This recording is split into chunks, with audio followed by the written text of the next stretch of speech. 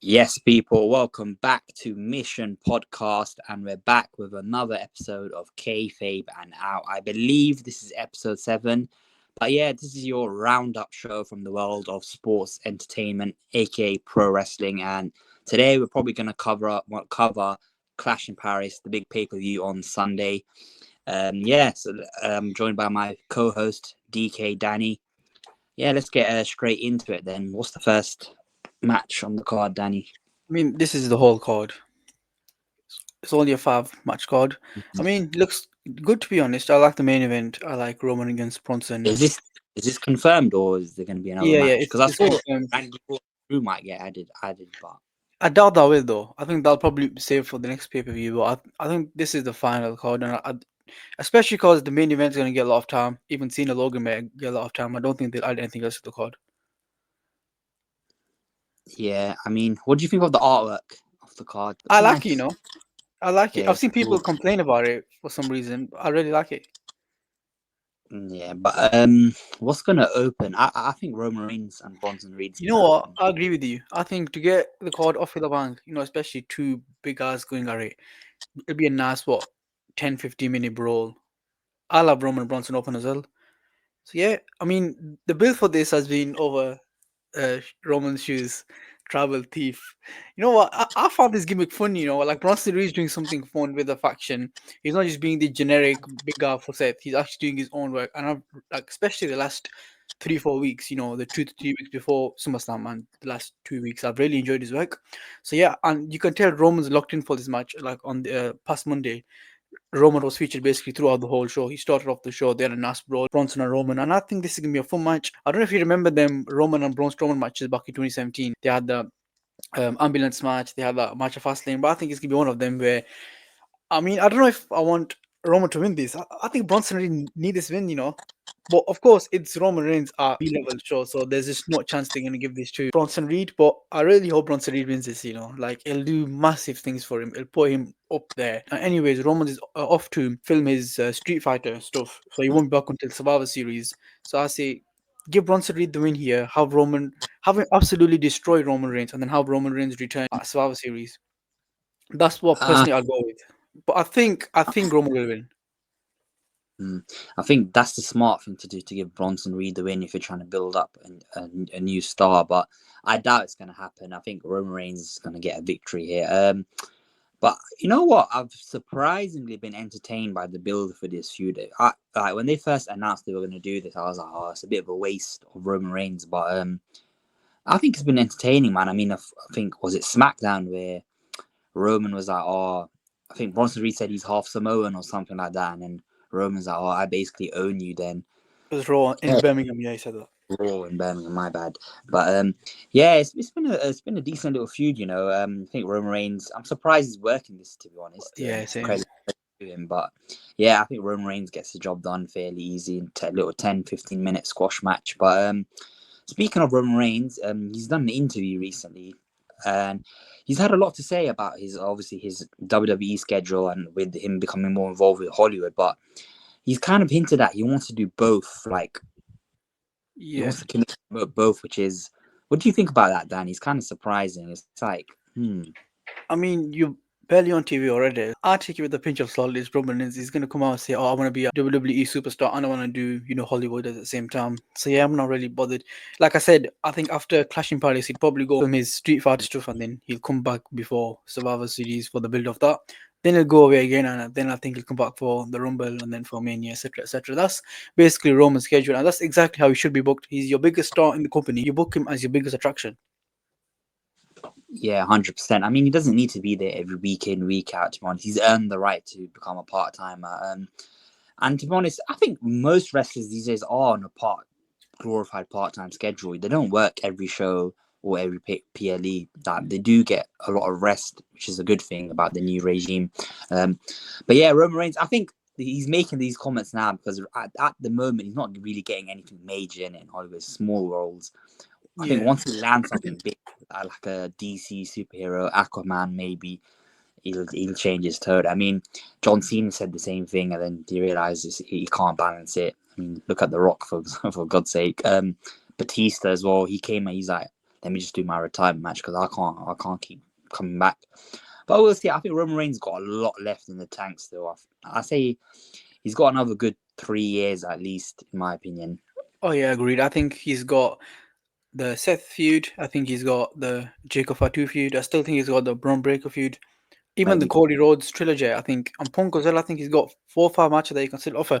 I don't see him retiring anytime soon. I think people saying that the stupid is not going to retire anytime soon. I can see him becoming like Brock Lesnar was during the 2010s, just doing SummerSlam, doing Mania. That's what he has to do. You treat him as your biggest attraction. That's how you keep him. But what you're saying about the part-time schedule, I agree. 10 years ago, you had guys working 6 out of 7 days. They used to go on live events. They used to do Raw. They used to basically be on the road for 300 days out of the year, which is a crazy amount. Now it's much less. You have these European tours probably every 3 4 months, but like they're on the road right now. They're doing Manchester, Leeds, Birmingham, all them shows. They're in Paris soon, and then they'll go back to America and they'll probably do 1 or 2 live shows a week. I mean, it's a really light schedule, which is how it should be. You don't want wrestlers having, being on the road for 6 out of 7 days. In this way, you get to spend time with your family, you get to do other stuff, and you still get to wrestle. I can see a lot of these main eventers right now, Gunther, Cody, Seth, wrestling to their late 40s, like to a good level, because their body's not going to be rinsed out by, just being on the road 6 7 times a week. So I really think it's a good thing. Yeah, exactly. As you said, Danny, it's about longevity now. They're getting the most out of their wrestlers and stars under this new pattern that they've got. It's very good. I think they work like 3 4 days now a week, which is It's good. amazing, yeah. I mean, WWE wrestlers have the most insane schedule for years. I don't know Oh, how yeah. they were doing it, but yeah, man, Roman Reigns versus Bronson Reed. We were both predicting Roman Reigns to get the win here. Moving on to another surprisingly good little feud. Becky Lynch versus Nikki Bella. Is it for the women's IC title? Intercontinental Championship, yeah. Yeah, it's been all right. You know what? I have to give credit to Becky Lynch. She is an amazing heel. I What a don't. heel. She's great. Yep, agreed. I don't know if you remember the first promo she did where she spoke about Cena, like you can't see him anymore, bro. That was an amazing promo. Becky is, I think right now she's the best heel in the company. I think she's that good on the top of her game, and I think this is a match fans want to see. Legend in Nikki Bella against Becky. I think Becky's gonna most definitely win this. But again, it's been a nice little feud. I think the mark work between both of them has been really good. Becky, I think, has been even Nikki Bella. I think she's pulled the socks with this feud, and she's actually been decent. The match, I think, it'll be a decent match. Becky will probably carry this to an okay match. So yeah, I've got no problems with this feud. The Paris crowd love both women. They're gonna be up for it. I mean, we haven't really talked about the Paris crowd, but last year at Backlash, they were probably the best crowd of the year. This year, I think they're gonna be even better. You've got your all your main stars wrestling this year. You've got Cena, you've got Seth, you've got Roman. Last year didn't have any of them, so the crowd is really going to be up for it. So yeah, looking forward to the match. Yeah, yeah. I think Becky Lynch wins here. That's the most obvious choice. But Oh yeah, these promos have been amazing in recent weeks, man. Especially the one in Dublin. Like, wow, she was in her home crowd and she's like, "Oh, you don't deserve me." Like, that was hilarious. She got booed. She got booed yeah. in her hometown. That's amazing heel work. I mean, she's rattled a few feathers as well this week. She came out on the Oh Birmingham, yeah, talked about Ozzy Osbourne, which didn't go down well with Ozzy's daughter. But yeah, Becky Lynch, Nikki Bella. I think it'll be a decent little 10-minute match. Yeah, Becky gets the job done and wins. yeah. But I found it so funny, man. The way she got so angry. Look at the account she tagged on Insta. It wasn't even her account. It was a fan account. Yeah, that's how that's what you want, though, innit? That's what you want. Exactly, man. It's amazing. She's doing her job in as a heel, and credit Yeah, to. I don't know what the next match is. Do you think Cena Logan's going to go on third? I think because surely you want Cena to main event, but I don't see Cena main eventing, and I think the title match will be the main event. I mean, yeah, because it's Logan Paul in it. It shouldn't really main event, but I have a feeling. Yeah, we'll talk Cena Logan if it is the third match. I have a feeling Brock Lesnar's coming out. Oh yeah, agreed. I think after the match though, I think Cena wins this. I think Cena needs this win. I think you have Cena win this. We've seen Logan Paul against some of the best in the company. We've seen him against Roman, Cody, Seth. He's held up. He's actually performed in his matches against Cena. I think he'll do decent. Of course, Cena isn't as good as the names are just named, but yeah, I think this will be a decent match. Again, the crowd will help it massively. The crowd will be up for it. The Cena babyface will be out of the world, and they'll boo Logan. So yeah, I don't mind this as a match, but I'm glad it's just one and done. I don't want this feud to continue, bro. Have you deep Cena's heel run? I think he's gave Logan at least 6 7 dates, which is crazy. Listen, I think this is going to be one of those videos that Adam Blompier does, how WWE should have booked John Cena's farewell run. It's been disastrous. Yeah. It's really sad as well, but it is what it is. I mean, John Cena doesn't really. It's not going to affect his legacy or anything, I don't think. Yeah, yeah. I think on the promo at Dublin they were having Cena name all the. I think this came from him, but naming all the opponents he wanted to face. I think he named Jacob Fatu, Dominic Mysterio, Seth Rollins, AJ Styles, the Usos. I mean, you can tell those are the names he wanted to face, especially Dominic Mysterio. And the company have given him Logan Paul, R-Truth. It's a shame, innit? Cena versus Dominic Mysterio has to be his final match. I don't care because the IC title he's never won, so it makes sense. He goes for that. From the promos and what they've been doing, I highly think it's going to be Drew McIntyre. I feel like that's what they're building to. I think Drew loses against Cody and then he retires Cena, in my opinion. I don't mind that. Drew can do something big like that as well. For me, Cena versus Drew, I don't mind that, but I want Cena versus Dom. Just personal preference. I think the heat Dom would get for not giving Cena not letting Cena complete the Grand Slam would be amazing. But I think yeah. Cena faces Brock WrestlePalooza. Then think he faces Seth Crown Jewel. I think Seth v Cena. Cena wants to go for his 18th title. Seth beats him. And then that leads us into War Games. I think they'll do Team Cena against Team Seth. And then I think there's only one pay-per-view left after that, which is his final match. Either, like you said, Dominic Mysterio or Drew McIntyre, I think would be perfect.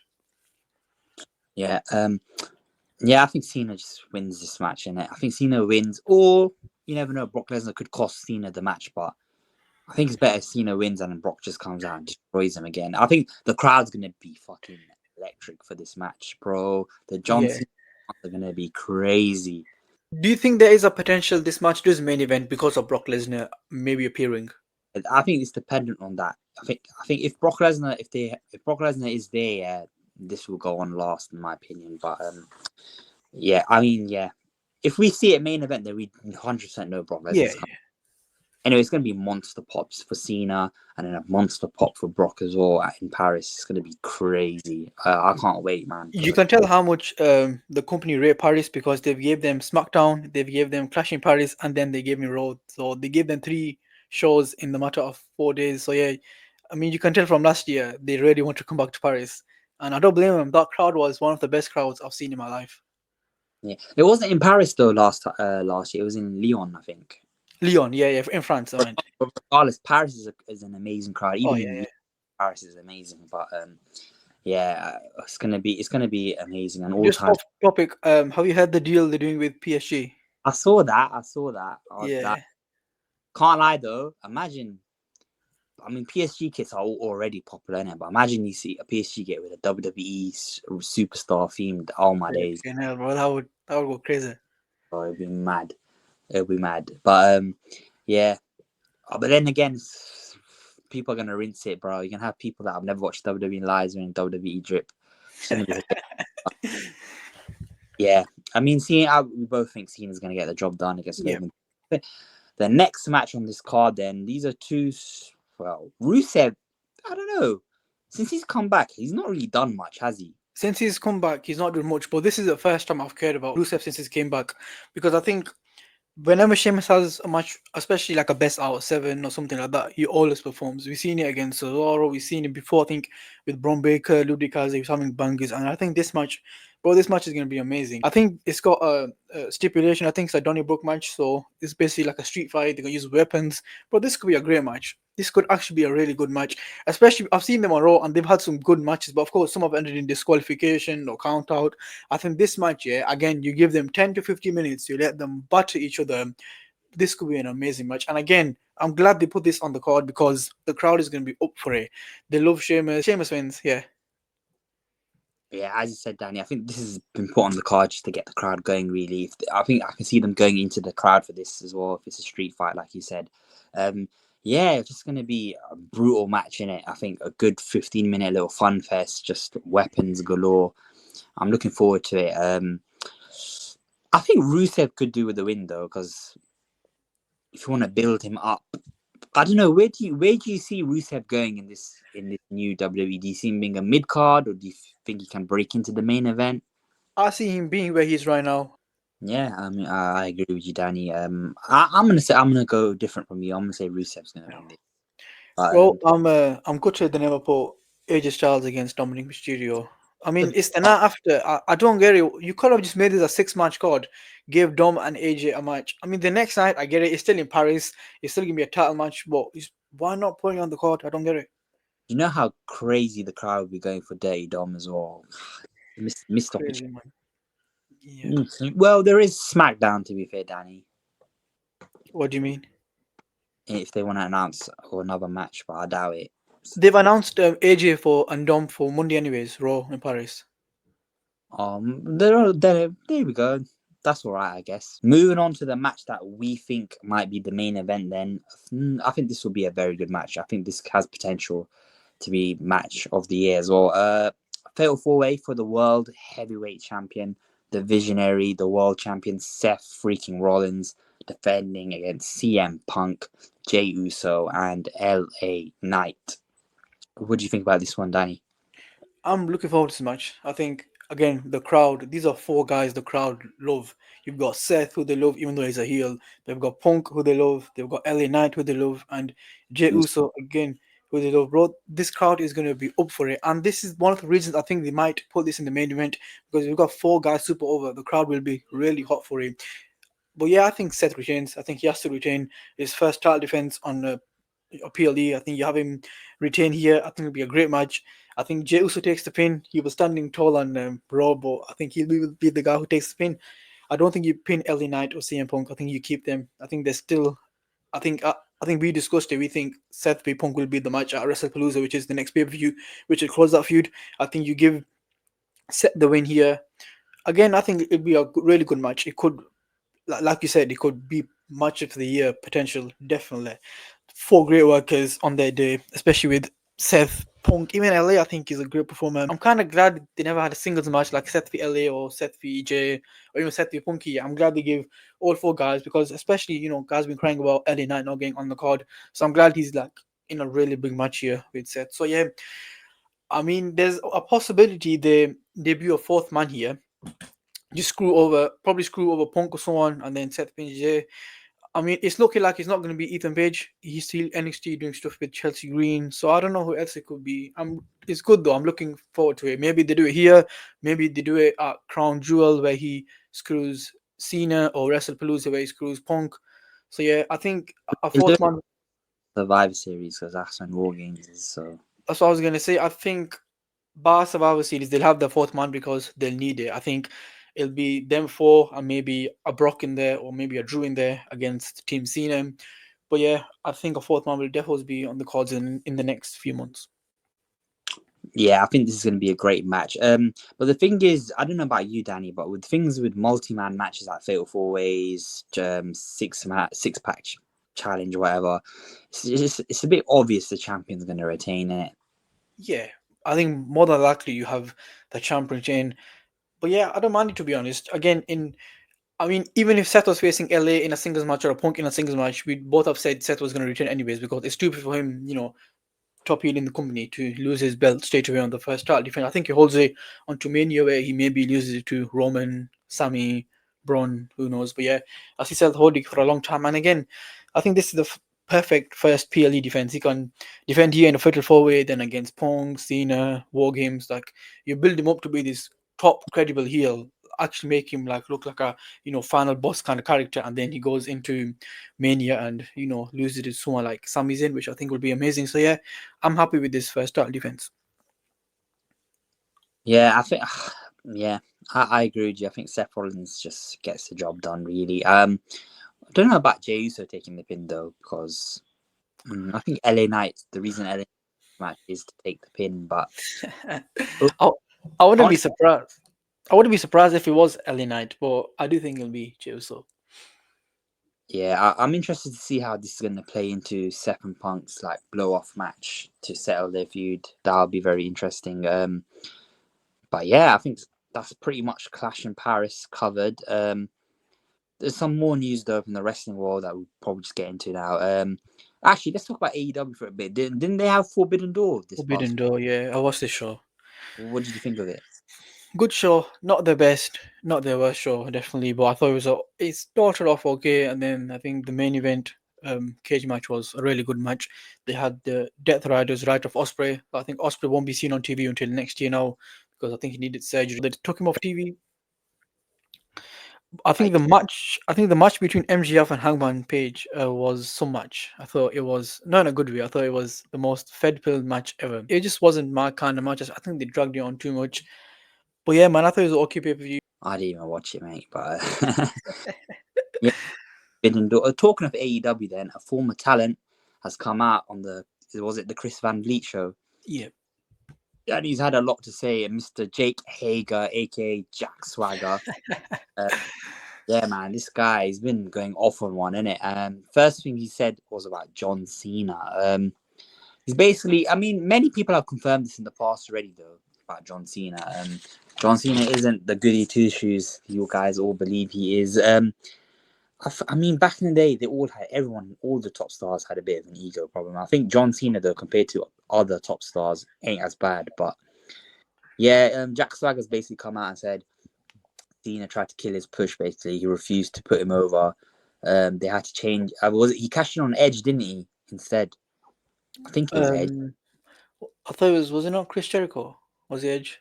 Well, it might have been Jericho. It was Edge or Jericho. I remember Edge. Because I remember Jericho retained at Mania. Oh yeah, it must have been Jericho then. Yeah, But yeah. I remember Edge. I think Edge took Jericho out and then Swagger cashed in. Yeah. But yeah, I remember when WWE pushed Jack Swagger. What did you? I don't know. You know what it is with Jack Swagger? Like he has the look, he has the move set. He's just black. He just had no mic skills, didn't he? He was just terrible on the mic. I think that was his biggest problem. I mean, he had a good theme tune. I enjoyed his gimmick with Zeb Carter, the We the People. That was hilarious. But yeah, what do you think about Jack Swagger, Danny? Around this time, 2010 was when I started watching wrestling full time. Like I was watching Raw and SmackDown every week. It used to be on, I think, Sky Sports 201, and SmackDown especially used to be about, I think, 10 p.m. And I used to watch this guy and I did not care about him at all. He was this bland, normal American who cut a promo like in a robotic voice. I couldn't care about him. I hated when he was world champion. He did nothing with the belt. To be honest, I've never been a Jack Swagger guy. Literally never cared about him. So, I'm quite glad Cena did bury him because I've never been the biggest Jack Swagger fan. Yeah, I mean, Cena said it in a promo and he buried him. He's like, "You're not good enough," basically. But Jack Swagger, I enjoyed when they paired him with Zeb Carter. I thought that was kind of entertaining. But yeah, I mean, Jack Swagger sounds like sour grapes, but I mean, he's not the first to come out and say it. I mean, loads of guys in the past say. I think Alex Riley's another one. Zack Ryder, the Nexus. Obviously, that's a famous story. John Cena buried the Nexus. But he even admitted himself that was the wrong thing Wrong to. decision. Yeah. But listen, everyone does it, man. I mean, I think Mr. Kennedy as well. But that was a three-way thing. Him, Randy, and Triple H wanted to get rid of that guy, so they basically tried shit about an injury or whatever. I mean, Cena back in the day was a big dog in the locker room. I don't really blame him. He had an I'm ego. surprised there's not more stories of him, but they don't sound these stories don't sound too bad, to be honest. Yeah, it just sounds like Cena doesn't really rate this guy, so he wouldn't put him over. It wasn't I don't think it was anything personal. I don't think it's ever personal with Cena.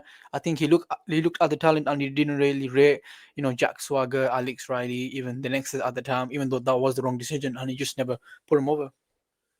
Yeah, I don't think Cena's like that compared to other guys like a Hogan or something. Or a Triple H.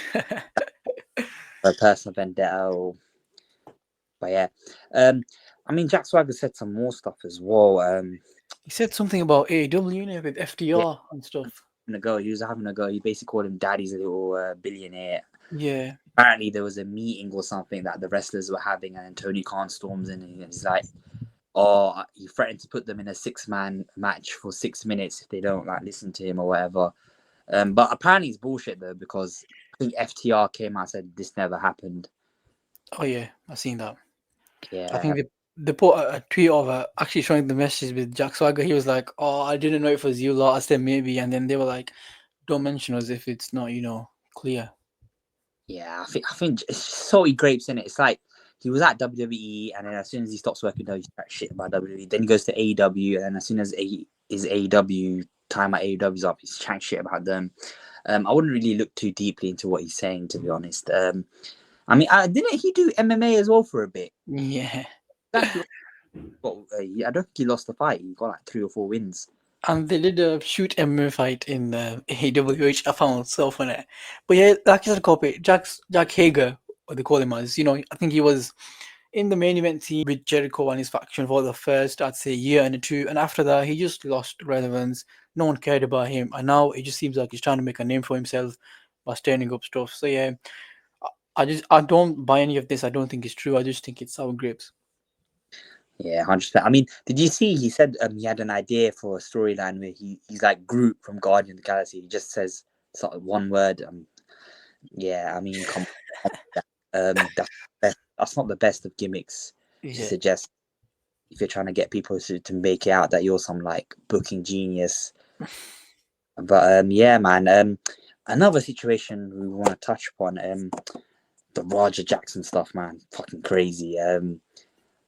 So I think was it an independent wrestling show, and what was the guy's name? Psycho Stu. Cyclist too, yeah, he was a former army member or former army veteran. So obviously in wrestling, most stuff is a work, right? So I think before the show or something, they must have Raja was in town. They invited him to show, and they wanted him to do like a little segment with the wrestler. And I don't know. I think the guy did he hit him with a can or I something think before? Cyclist too hit him in the head with a can. Yeah, but he didn't really do it in a malicious way. He was doing it in It the was, yeah, it was like a work welcome to kind of wrestling. way. But obviously Roger Jackson didn't take too kindly to that. He thought he took it way too seriously, and then it's kind of weird, isn't it? Because obviously in the rest, I don't think they could. It's an indie show, innit? At the end of the day, I don't think they properly communicated to him that. It was Rikishi's promotion. Yeah, fucking hell. But yeah, so obviously in the wrestling world, when you do stuff like that, if you have beef with someone, you never ever take it out on each other in the ring, innit? That's one thing Oh yeah, surprised by, because back in the day, yeah, these wrestlers used to hate each other, but when it came to going in the ring, they had each other's back in it, safety, everything. I mean, Bret Hart, Shawn Michaels, they fucking hate each other. They never did, but they never went out their way to hurt someone intentionally. And then, yeah, it was hard to watch, man. I mean, he picks him up, slams him, and that knocked him out. Then he hits him like 20 to 30 times, and you're there and you're wondering why is no one stopping him. Like, and people were like watching it for a good 2 minutes before they intervened. Now it's just crazy. well, crazy situation. I think it was on Saturday night. It happened. I woke up on Sunday and I seen that, and I was like, "Holy crap! This guy hit him 20 times, and he never hit him back once, bro. That could kill someone. That could legitimately kill someone if you. That's attempted murder, man. That's mental." And That planned. He had that planned. He was going to do that. I seen the whole stream. He was like, "Oh, I'm gonna get in the ring. I'm gonna do this and that." And I think he was streaming a kick or something. They banned him straight away. I mean, they had to do that. They banned him straight away from kick. He came in the ring, and bro, what he did. Some of the wrestlers there make it sooner, get there sooner, game off sooner. You can't let someone hit him. I think he took him down with the power slam first, and then he hit him 20 times. That was one of the craziest and scariest things I've ever seen. That could have legitimately killed him. And his father came out and he goes, Rampage Jackson goes that, oh yeah, he's had problems since his mom passed away. But that's no excuse. That's no excuse for going into a ring. And if he has problems, just give him some help. It's just scary, man. Like, I hope. I mean, it wasn't nice to see, man. It was hard to watch it, but is the guy all right though? I think he's Yeah, been. I've seen. I think I've seen a photo of him yesterday. Someone posted it. He's stable in hospital, which is great and really Well, relieved to see that. Rampage might have to get back in the fucking cage because his son's gonna get sued to fucking hell. Do you know what I mean? And I don't blame him. I'd rinse them as well for every single penny they've got, man. But yeah, madness. But I think that's pretty much most of what we want to cover. Clash in Paris on Sunday. We'll do another episode, like a review of the PLE. But yeah, man, that's been Kayfabe and Out, episode 7, I believe. Clash in Paris preview and some more. Yeah, see you guys for the next one.